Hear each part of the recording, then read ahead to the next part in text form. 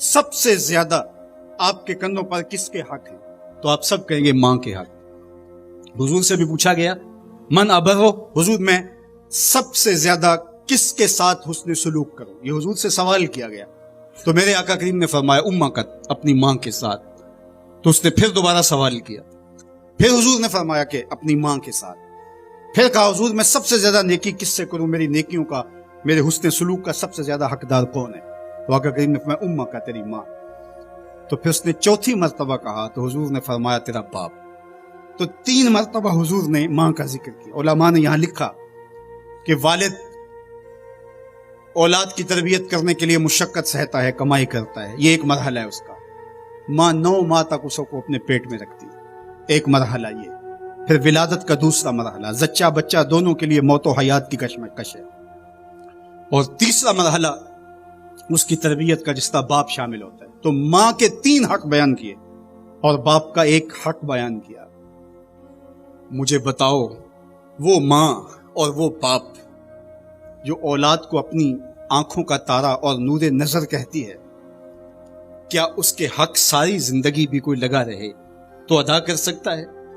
کسی نے کہا کہ میں نے ماں کو اپنے کندھوں پہ اٹھا کے حج کروایا اور موسم میں حدت اور گرمی اتنی تھی کہ گوشت کا ٹکڑا زمین پہ پتھر پہ ڈال دیا جاتا تو وہ بھن کے کباب بن جاتا، کیا میں نے اپنی ماں کا حق ادا کر دیا؟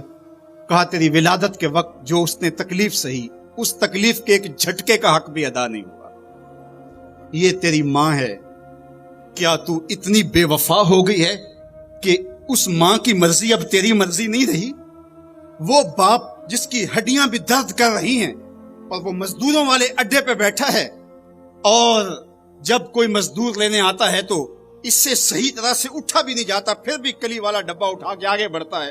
تو حقوق والدین کے جو ہے وہ بہت سارے ہیں، کہا تو اس کے ایک درد کے جھٹکے کا جواب بھی نہیں دے سکا۔ ماں اولاد سے جو محبت کرتی ہے اور جو ماں کے حق ہیں وہ اتنے زیادہ ہیں کہ کسی پیمانے میں اس کو تولا نہ جا سکے۔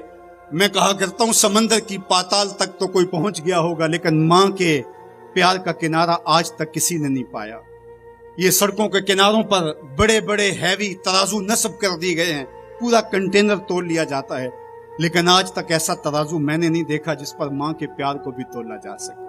ماں جب بولتی ہے تو اس کے لہجے میں جبریل بولتا ہے، ماں جب مسکراتی ہے تو لگتا ہے جنت کی ساری کلیاں کھل اٹھی ہیں۔ اللہ نے ماں کے سینے میں وہ درد، وہ درک، وہ محبت، وہ چاہت، وہ پیار کا جہاں آباد کر دیا کہ سید خورشید گیلانی نے کہا تھا